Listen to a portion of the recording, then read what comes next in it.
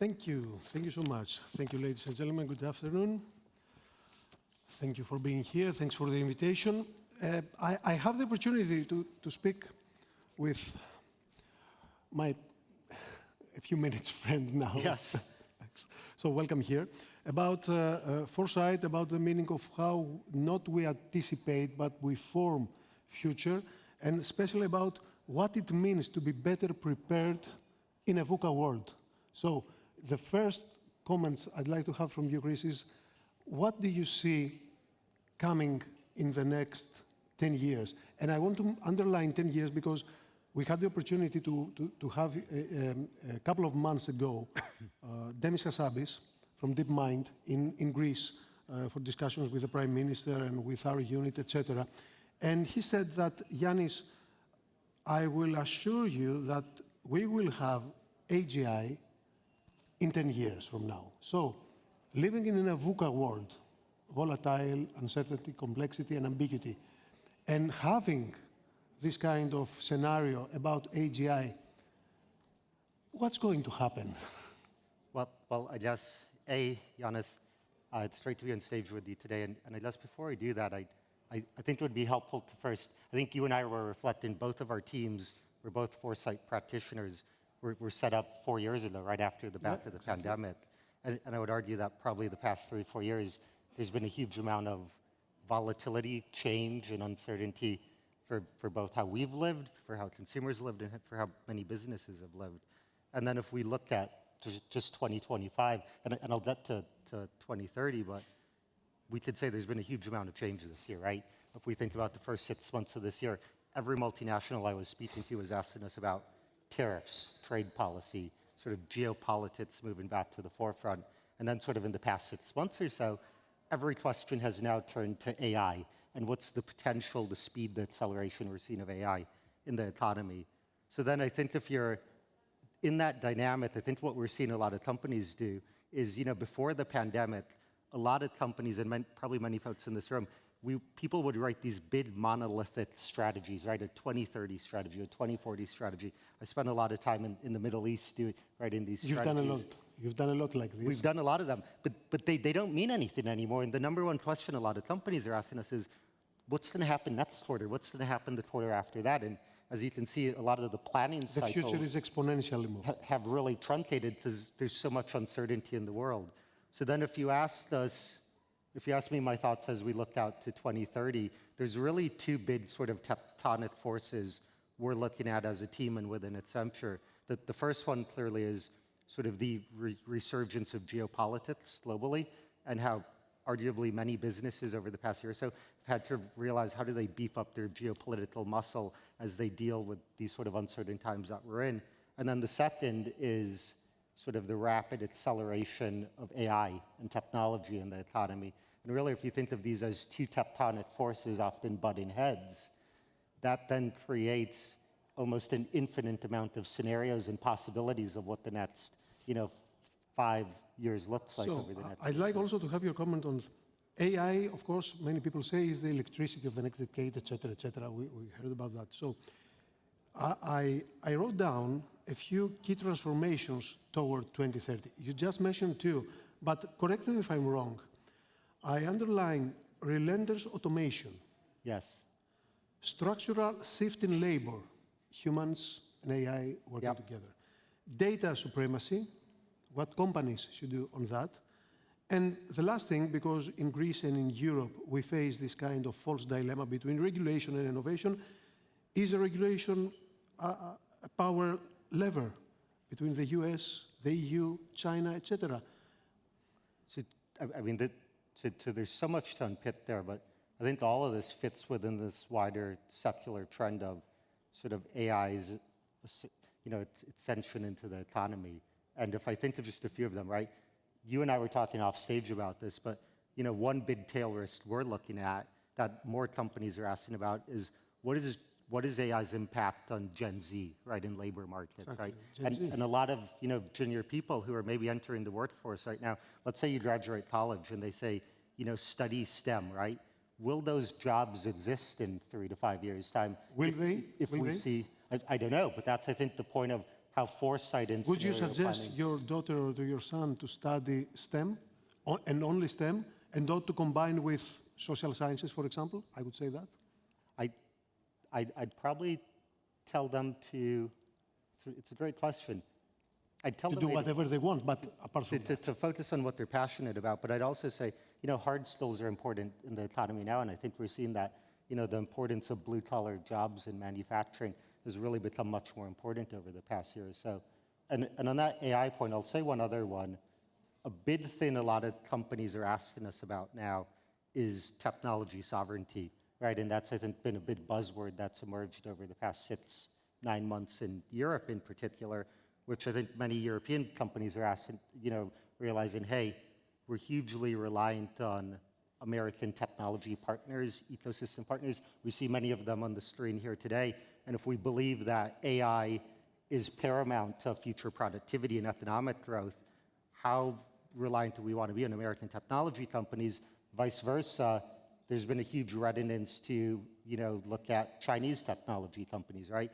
And then we've seen growing calls in Europe of, will we see more domestic European technology companies across the AI stack emerge, right? I think these are the types of questions that are going to be really paramount for business leaders to think about over the coming years ahead. Do you have any idea what will be the world towards 2030? Meaning, we're working on foresight, ladies and gentlemen, just to inform you, because probably you are not aware of this new kind of science, which is strategic foresight, meaning that we do not predict the future, but we make alternative scenarios about what the future will be: possible, plausible, alternative, impossible scenarios. Just to make a parenthesis now, Donald Rumsfeld gave the term about, probably he didn't know that, about what foresight is during this ominous interview that he gave. Why did they bomb Iraq, they invade Iraq? And he said, we have the known knowns, we have the known unknowns, we have the unknown knowns, and we do have the unknown unknowns. So more or less, foresight has to do with that. So 4 scenarios that you have in your mind and that you have experience and that you are working on with your colleagues on Accenture about the future world of 2030. Just give us the titles of 4 possible alternative scenarios.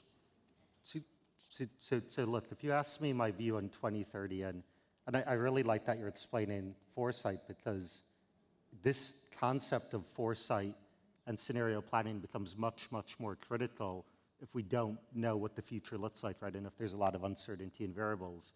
Now, in our team, as we're looking out to 2030, I describe that in 2 ways of 2 things we would believe to be true. One is that there's a topic we're increasingly using, which we're calling AI is sort of creating dual speed economies in the world. And what that means is, well, dual speed economies, industries, companies, sectors, et cetera. And what we're seeing on one hand is, if you look at what's driving growth this year, like you look at the US economy, what's driving growth in the US economy is data center build out, AI infrastructure build out, and all of the tertiary components around that. Is this sustainable?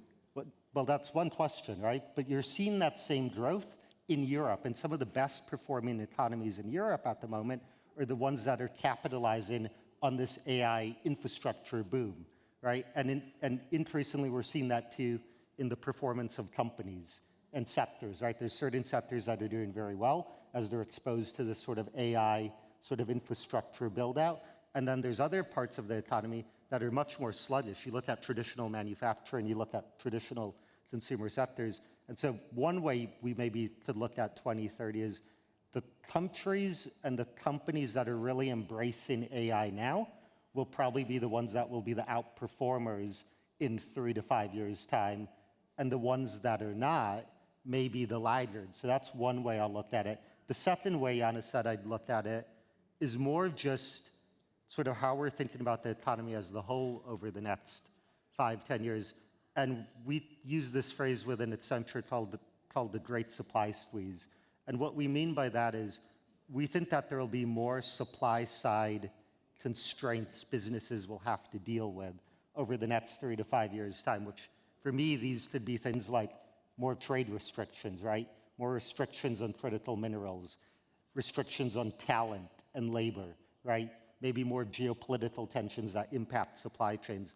All of these, in our view, are somewhat inflationary by nature and may create more cost pressures on companies. I'm sure many of the folks in this room feel it too, and also may lead to more structural inflationary pressures. So that's another way we're looking at 2030, is one characterized by more fragmentation and more pressure for businesses and sectors as well. A friend of mine told me that, Yanis, you should ask him, the world is shifting into reindustrialization, Yes.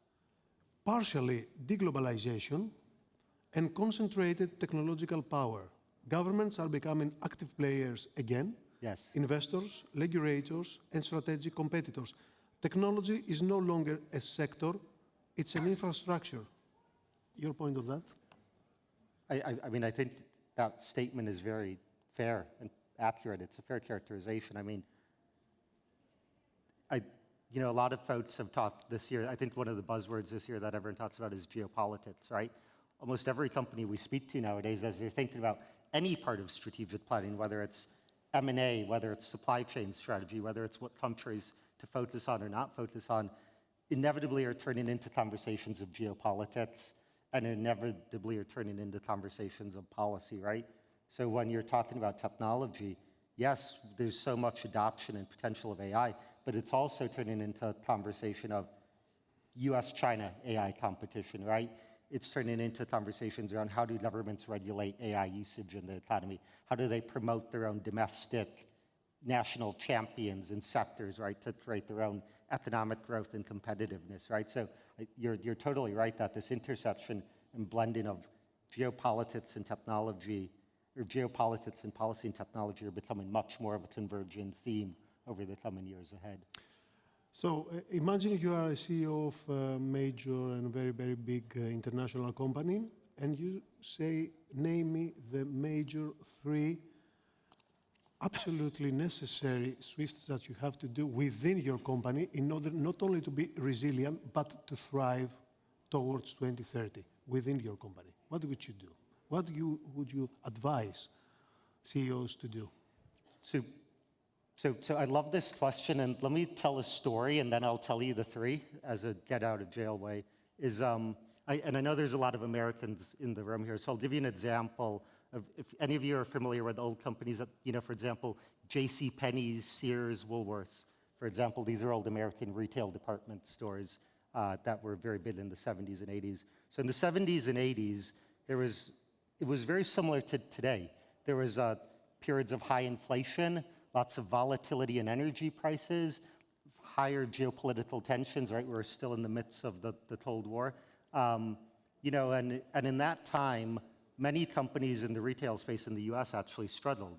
But there was actually a few American retail stores, Sears, J.C. Penney's, et cetera, that did really, really well. And they were asking the CEOs in the 70s, why the heck did you perform so well then?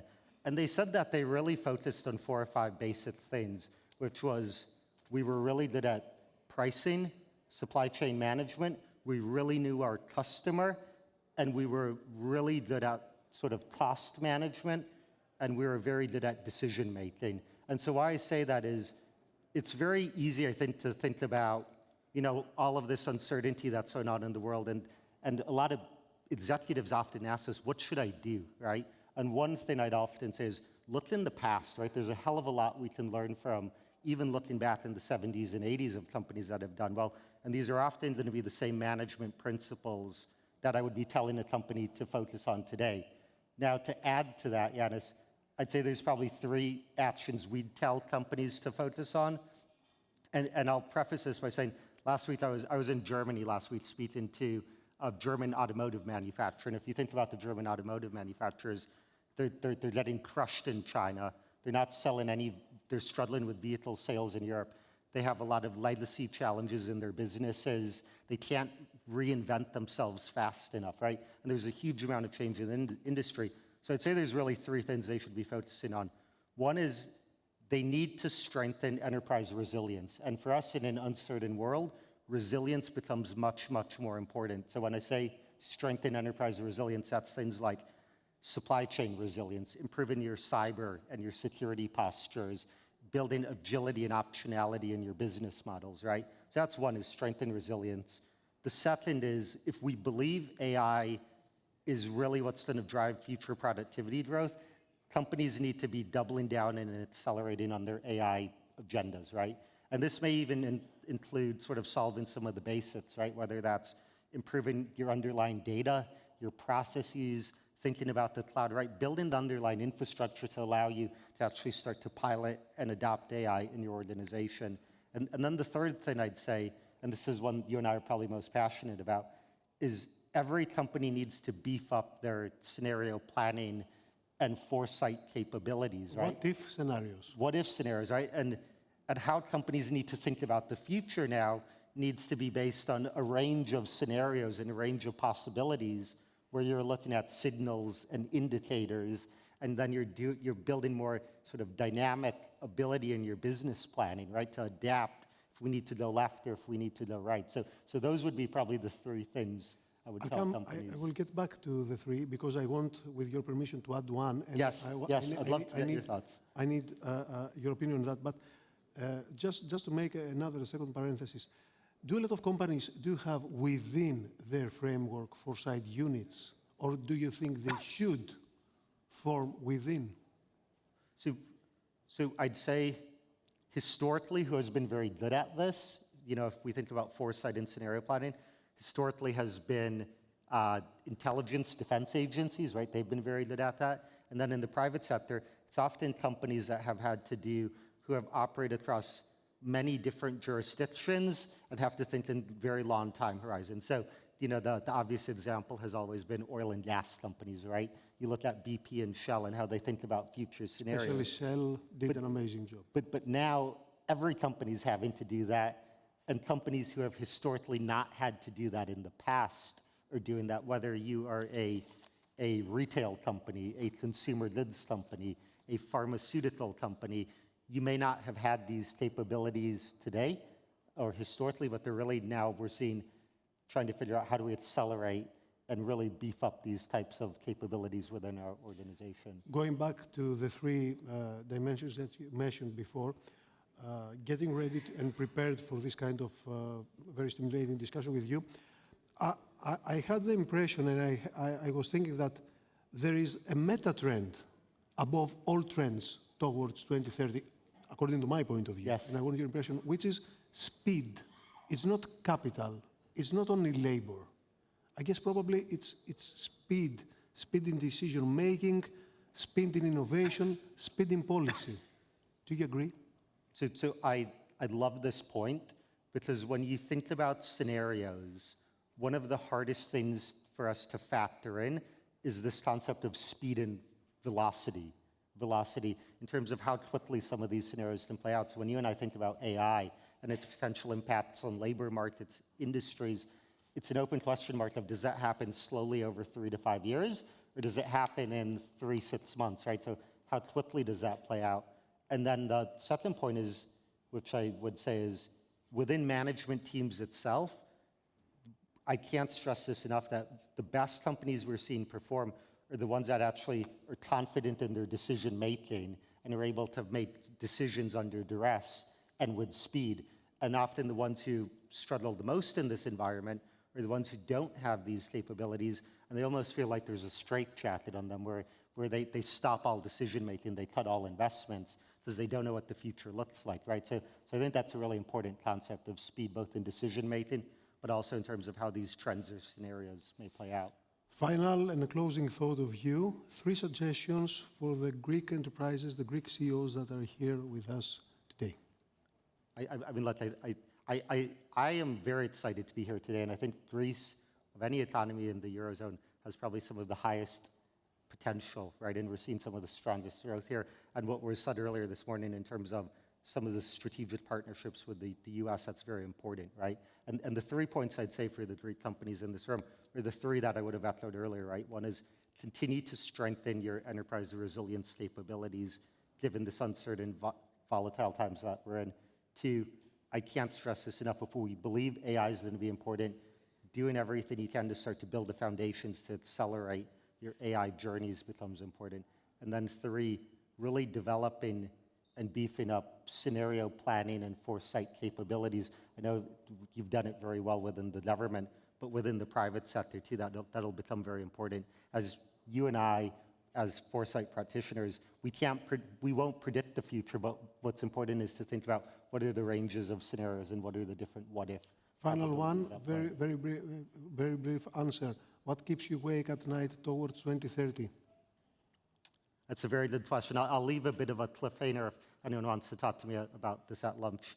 But I'd say probably AI competition, particularly US-China AI competition is the one that keeps us up at night. Thank you, ladies and gentlemen. Thank you for this. Great. Thank you. It was a pleasure. It was a pleasure. Thank you. Thank you.